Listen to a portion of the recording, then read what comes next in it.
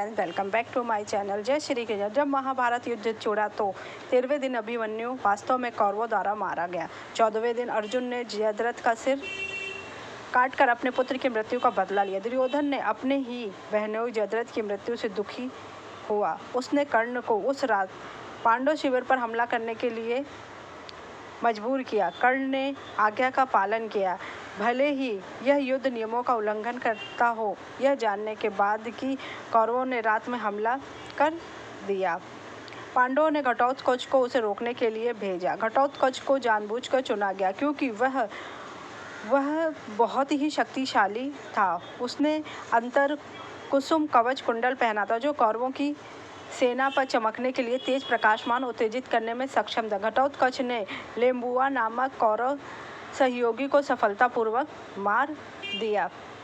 युद्ध के 14वें दिन घटोत्कच की भूमिका बहुत महत्वपूर्ण थी। सुबह के युद्ध के दौरान जब उसने अपनी पराक्रम पुत्र अंतर्जन पर्व को अश्वत्थामा ने मार डाला तो वह क्रोधित हो गया। अपनी जादुई शक्तियों का आवाहन करते हुए उसने अपनी मायावी शक्ति का प्रयोग करके कौरव सेना में भारी तबाही मचाई। यहाँ तक कि द्रोण, दुर्योधन, कर्ण और दुशासन जैसे महान योद्धाओं को भी डरा दिया। अश्वत्थामा भागते हुए सैनिकों को इकट्ठा करने का प्रयास करता है, घटोत्कच का भ्रम दूर करता है और राक्षसों को बेहोश करने में कामयाब हो जाता है। होश में आने के बाद घटोत्कच लंबे समय तक अश्वत्थामा से द्वंद्व युद्ध करता है। लड़ाई के दौरान दोनों लड़के अपनी जादुई शक्तियां और दिव्य हथियारों का प्रयोग करते हैं क्योंकि अश्वत्थामा अपनी जमीन पर डटे रहने के लिए कामयाब हो जाता है और घटोत्कच को पीछे हटाने पर मजबूर कर देता है। 14वें दिन जयद्रथ की मृत्यु के बाद सूर्यास्त के बाद भी युद्ध जारी रखने के साथ घटोत्कच वास्तव में चमकता है। उसकी शक्तियाँ रात में अपने सबसे प्रभावशाली होती है क्योंकि वह राक्षसों की क्षमता बढ़ाती है। अपने सैनिकों के साथ घटोत्कच ने युद्ध को अलम्बुत शाह को मार डाला, बाद वाले के सिर को गदा से कुचल दिया। घटोत्कच के उत्पाद मचाने के साथ अश्वत्थामा और घटोत्कच के बीच एक और लड़ाई हुई। अश्वत्थामा कई बार घटोत्कच को हराने में कामयाब होता है लेकिन शक्तिशाली राक्षस से अपने भ्रम का उपयोग करके भागने में सफल हो जाता है। दूसरी ओर कर्ण भी कुछ कठिन लड़ाइयों के बाद युद्ध के मैदान में दोबारा घटोत्कच को हराता है, लेकिन फिर भी घटोत्कच कौरव सेना पर कहर बनकर टूट पड़ता है और उसे रोक नहीं पाता। जब सेना उसके चारों ओर टूट पड़ती है, यहाँ तक कि दुर्योधन को अपने ध्वज के चिथड़े करके भागने के लिए मजबूर होना पड़ता है। कर्ण ने इसे अर्जुन के विरुद्ध जो अस्त्र रखा था, सुरक्षित रखा था। वास्तविक शक्ति से बुरी तरह घायल होने के बाद घटोत्कच आसमान में उड़ जाता है।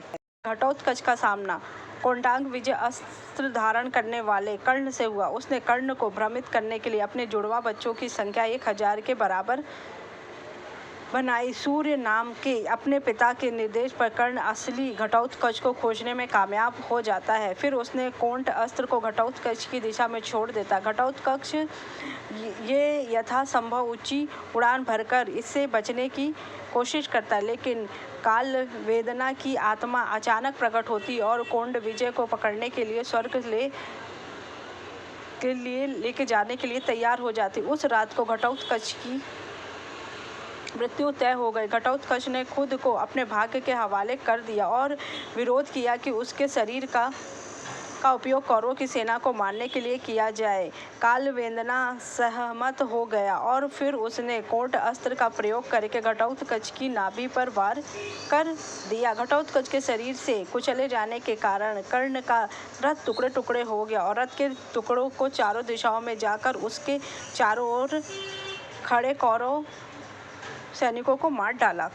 घटोत्कच की मृत्यु पर पांडव शोक से भर गए। हालांकि कृष्ण मुस्कुराए बिना नहीं रह सके क्योंकि उन्हें पता था कि अर्जुन को कर्ण से बचाने का यही एक तरीका था। कर्ण ने वो अस्त्र अर्जुन के लिए रखा था क्योंकि वह अस्त्र अमोघ था। वो जिसके ऊपर भी चलाया जाता उसकी मृत्यु निश्चित थी और भगवान नहीं चाहते थे कि अर्जुन का वध हो।